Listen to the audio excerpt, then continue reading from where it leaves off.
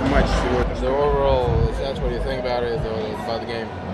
Well, they made a lot of big shots. Ну, очень много бросков таких были, очень важных, которые они забили. I haven't looked at the stat sheet Я yet, пока по статистике не but смотрел, I'm но pretty sure they shot a high percentage. я уверен, что это из-за высокого Very процента. difficult shots. И очень трудные броски также, Over которые the они hand. совершили там через руки. And tonight they just had a good game. They played И great. сегодня ночью они просто, ну, вечером они отлично сыграли, и у них хорошая игра пошла.